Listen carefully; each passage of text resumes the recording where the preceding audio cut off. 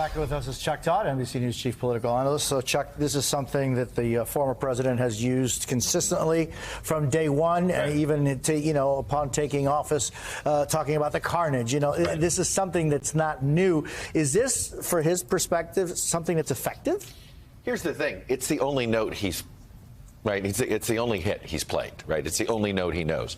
When he thought about running for president in 1988, he criticized America. He criticized all of the. He was always been very critical, and it didn't work until you had an environment where it would work. Right, 2016. And 2016 was that. You still look the financial crisis.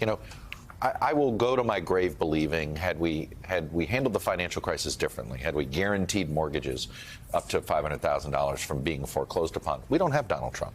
When you really study some of these folks that moved from Obama to Trump, and they really, that sort of this reshaping, a lot of them were hit hard by the Great Recession and didn't recover and have been angry at government ever since. So I think it clearly is the only note he, and what I question.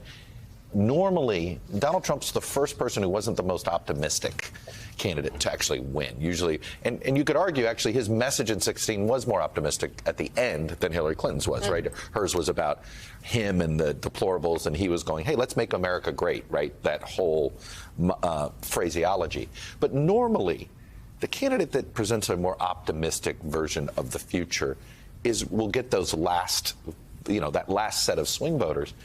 This is what I think was effective for Biden in 20. He was like, we're better than this. All right, let's do this. He needs to do that this time. Trump's incapable of this. I think he needs to do it if he wants to win, but this is just, it's not in his DNA. It's like, hey, you have to fly a plane to do this. Well, it doesn't matter. He doesn't know how to fly a plane. He's blind, right? Like, there's certain things he can't do. He can't be optimistic. He doesn't know how to campaign optimistically. I think that is potentially a fatal flaw. But fear can be a motivating factor for some people. And I want to just ask you, but our economy's not bad. But other issues too, right, can motivate people. It's what creates that emotional charge for somebody. The issue of abortion, for example. We've seen that hurt Republicans politically in the last couple of years since the Dobbs decision.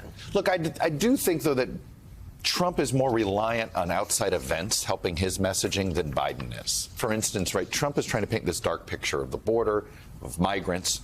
He almost needs in October to be something happen in a major city, and a migrant was the one who committed the crime, right? He's set this predicate that somehow this is making crime rampant in the cities.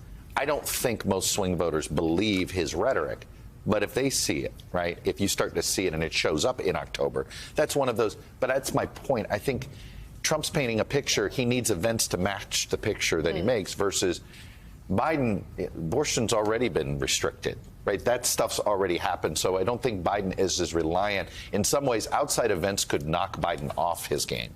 Trump needs outside events, I think, to actually pull this off. I just wonder if the abortion issue will make Trump more vulnerable. I think it does. Yeah. I think 100% it does.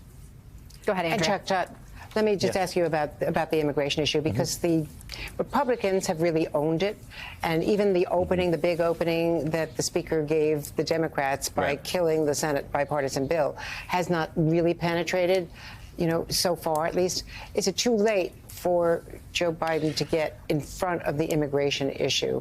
Doesn't he have to take responsibility for everything that's happening, all the bad things that Donald Trump and the Republicans can cherry pick? I think in some ways the fact that he had agreed to the deal, right, that was going to happen, that Lindsey Graham called the best deal a Democrat would ever agree to, right, on immigration, I think is as good of inoculation as he's going to do. But look, Andrea, until I'm proven otherwise, I have not seen the swing voter who will say, I'm voting for Biden but for immigration.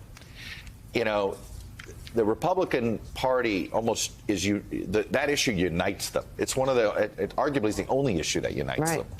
And I think there is such a belief structure on the right that you have to say the border is in crisis, that there really isn't, but I'm not convinced that the vacillating voter, the voter that is like, I'm not saying that if there is criminal activity that can be connected to migrants in October, I accept the premise that maybe some swing voters can be impacted by it, but I have not seen evidence of it yet.